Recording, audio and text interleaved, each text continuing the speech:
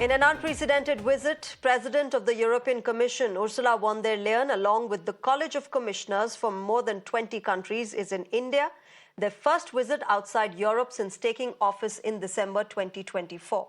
She met with India's External Affairs Minister, Dr. S. Jaishankar, in New Delhi today, and the big meeting with Prime Minister Narendra Modi will happen tomorrow. For more reasons than one, this visit is being closely watched by not just India and Europe, but America, Russia, and China as well. Amid the fact that Donald Trump has essentially sidelined Europe and is directly speaking with Russia now, there are obvious heightened concerns on the role of Europe in the war. Remember, Ursula von der Leyen has come to India after marking 3 years of the war in Ukraine, and this visit comes a day ahead of Volodymyr Zelensky meeting with Donald Trump in Washington, D.C. tomorrow. But it's not just the war. America is set to slap European Union with 25% tariffs, with the American president saying that the Union was born to screw the US.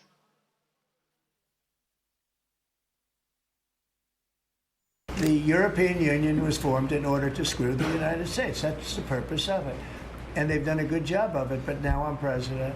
What will happen if these countries or the EU retaliate? They can't. I mean, they can try, but they can't. Now, and this is why, remember, the European Union is reaching out to this part of the world. In 2024, bilateral trade in goods and services between India and EU reached nearly $200 billion and has remained balanced for many years. India has also attracted approximately $120 billion in investment from the EU. India, in fact, recently signed several agreements, including one with the four-nation European Free Trade Association as well. New Delhi is also hoping to expand cooperation on Indo-Pacific security with the India-Middle East-Europe Economic Corridor. Energy is another domain where EU and India have differed since the war began. India has walked a successful diplomatic path in maintaining its energy security through Russia, something which the West has questioned India over and over. Semiconductors, investments, defense, and resilient supply chains are all expected to be on the agenda. So the big question is, can India-EU ties stand the test of a fractured and uncertain geopolitical world? To help us understand this entire dynamic that is playing out in New Delhi currently, let me first introduce my guests on Global Mirror. I'm joined by Peter Kuznick. He's an author joining us from Washington. Burzine Waghmar from the SOS South Asia Institute, University of London, is joining us, and Ambassador Sajjanhar is also with us on the show tonight. Good evening and namaskar to all of you. Ambassador Sajjanhar, let me begin with you. Would it be correct to say that at this point in time, with the war going on and the kind of ripple effects that it has had, and the Donald Trump presidency in the United States of America, EU needs India more than India needs EU? Thank you very much, Shreya, for having me on the show. Let me make one thing clear at this juncture, right at this moment. Everyone is really looking at, the turmoil and turbulence that Mr. Donald Trump has introduced since he came to office, a little more than a month ago. But as far as the visit of Ursula von der Leyen and her commissioners, 27 commissioners, she has, I think, more than 20 of them are accompanying her. This was slotted much before Mr. Trump was inaugurated. So, it was known that Mr. Trump is going to come and he's going to make changes and so on and so forth. But that he would be introducing such radical changes as he has done, on NATO relationship with the United States, in terms of support to Ukraine, etc. I think no one had anticipated this. So, I think, of course, right now, Ursula von der Leyen's visit needs to be seen in the current context as to what Mr. Donald Trump has done.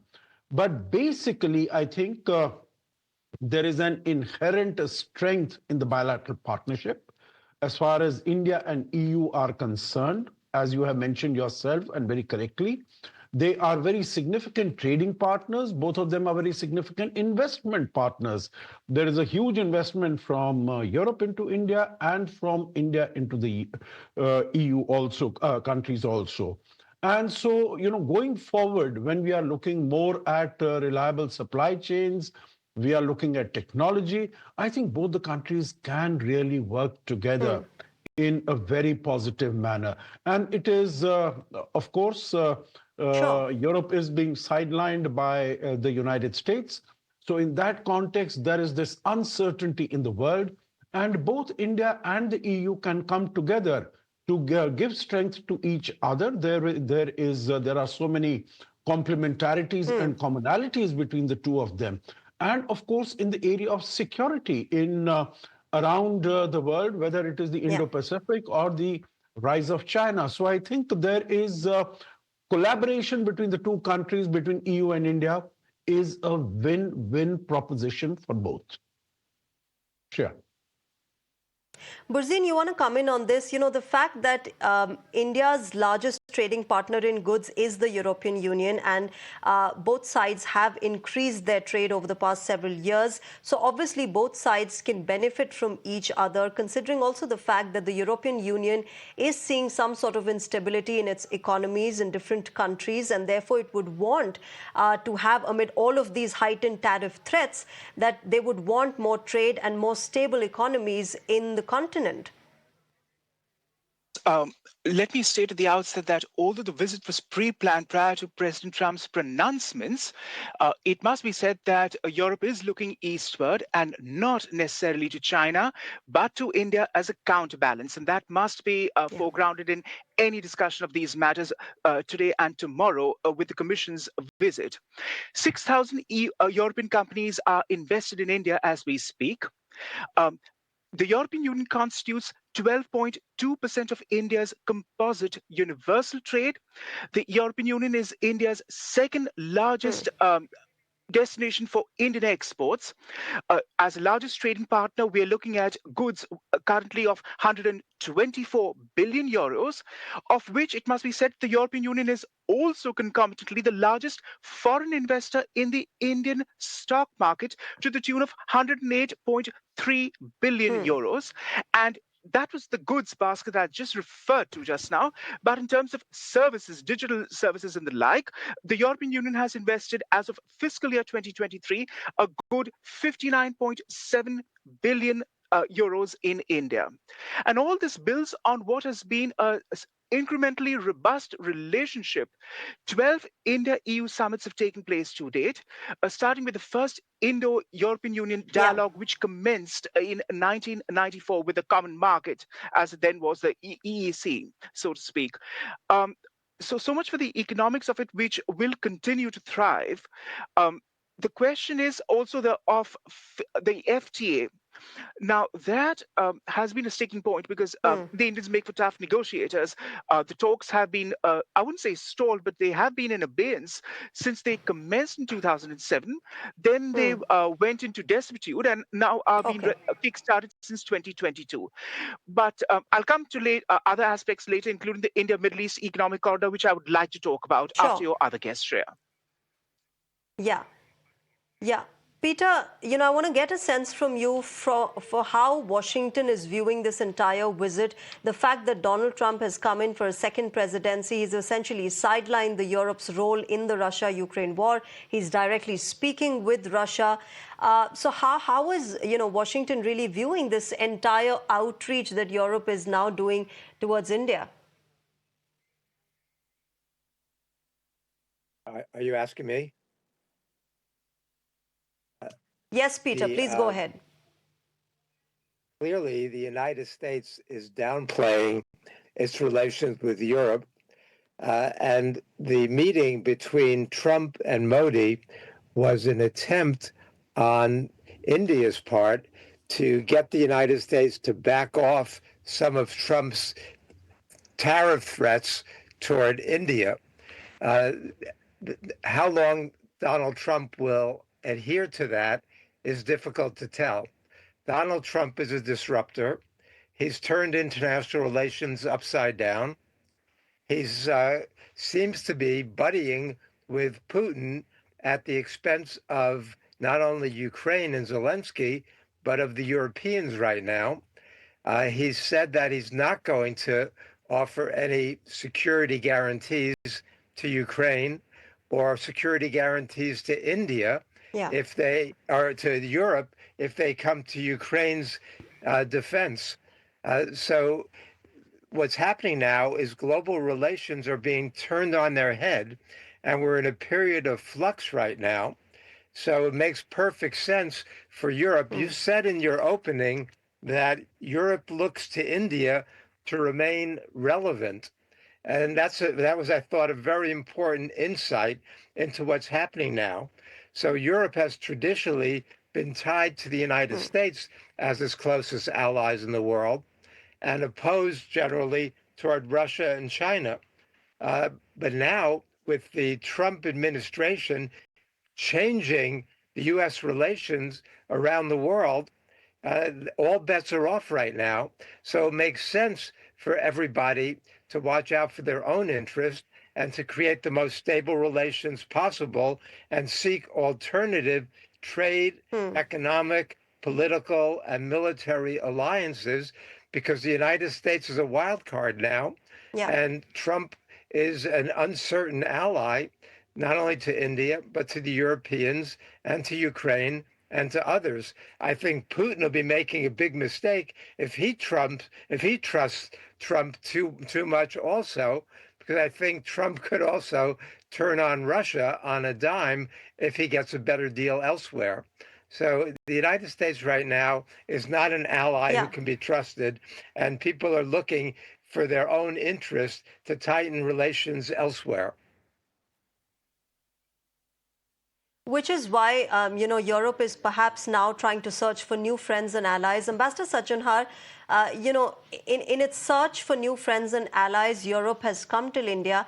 But the fact of the matter is that one of the most important and key convergent points between European Union and India is China. And EU has been trying to de-risk from China, perhaps, even before these wars began, since the time of COVID, when there was an issue with China and its global supply chains. With that kind of outreach towards India, obviously, European Union Ambassador Sajjanhar will be looking at India as a more reliable option than China, isn't it?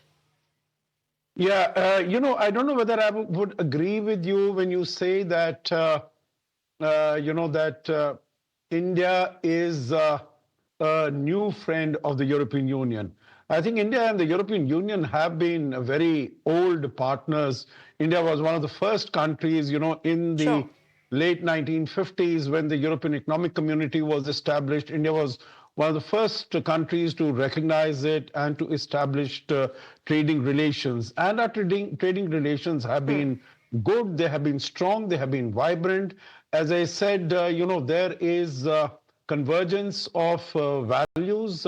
India and the EU both are democracies, pluralistic societies, rule of law, etc. And now, of course, as far as the economies are concerned, and particularly, I think, after the Lisbon Treaty 2009, it is, the European Union is going more into more strategic areas like security, like defense, like foreign policy. And of course, it will be pushed in that direction definitely by what Mr. Trump is doing. But coming to your question, Shreya, whether it is looking at India now more closely. You see, I think China, as far as economy is concerned, is a very significant and an integral partner of European countries. I think, they might be looking at China plus one, but whatever the investments are there, I think they are going to stay, and the relationship of big companies, big European companies with China is going to stay. Yet there are many opportunities. What Ursula von der Leyen in her interview has said is India is one of Europe's most trusted friends. So, all these words are very important, trusted and friends. Yeah. And as I said, it is her first visit into her new tenure. She's just been elected, and late last year, she took over. So she had decided at that time that she's coming to India because of this, that she wanted to take this partnership forward.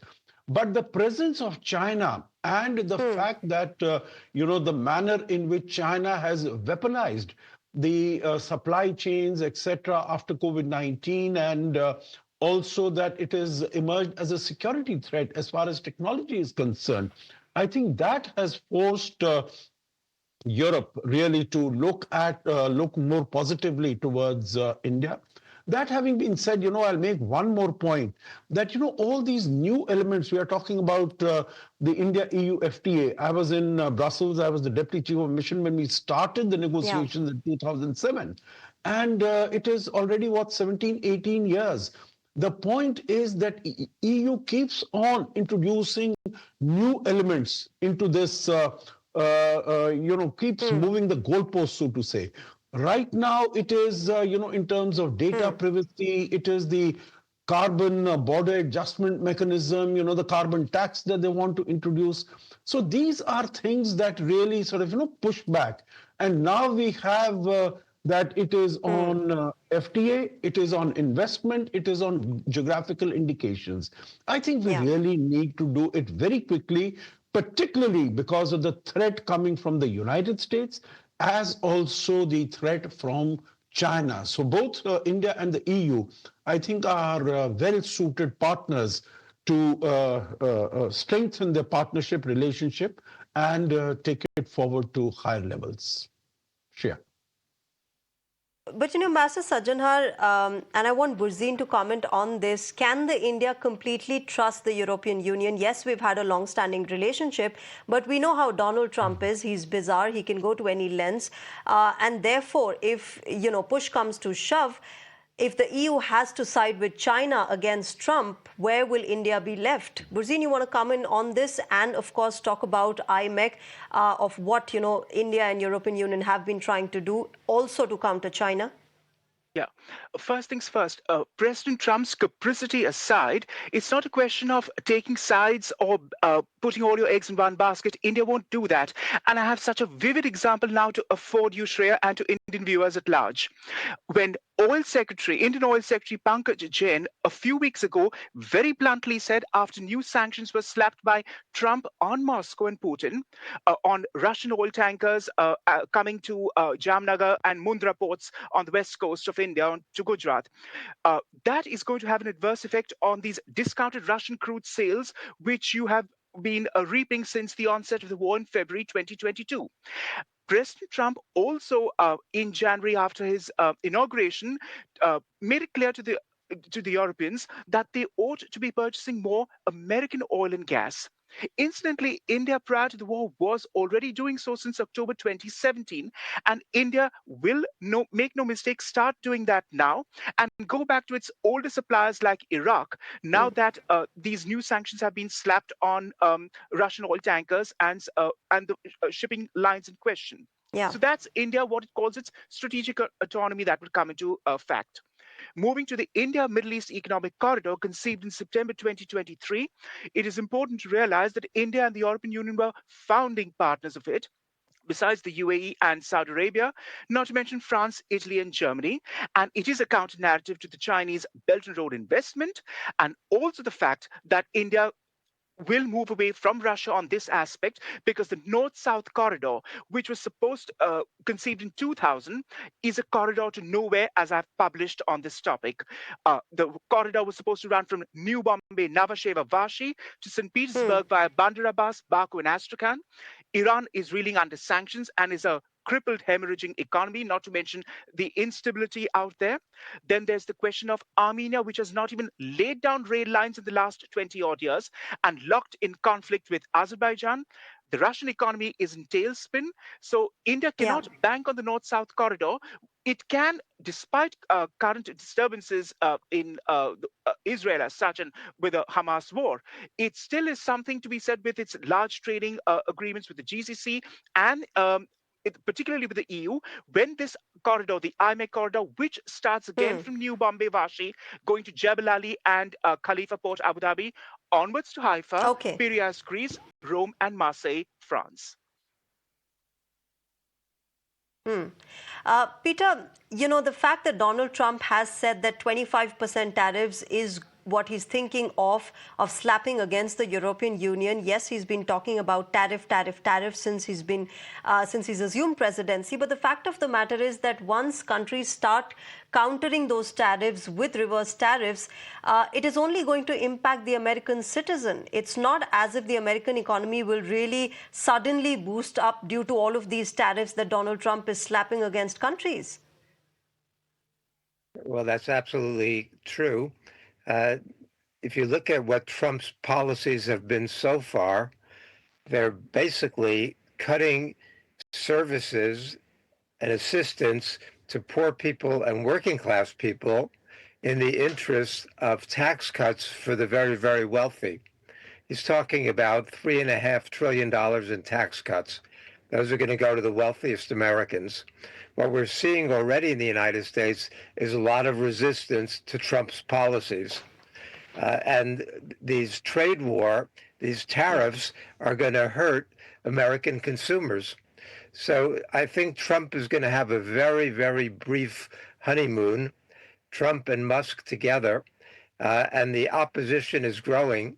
Certainly the Democrats are united against it, but even within the Republican Party, at the Republican town halls across the country in deep red districts, very Republican districts, the citizens are protesting the policies that are already hurting people. When you see Musk there with his chainsaw acting like a 6-year-old and taking glee in laying people off, and which just is a policy of cruelty toward people who are victims of this, then you see the effects that Trump's policies are already having, and he's only been in office a little more than a month.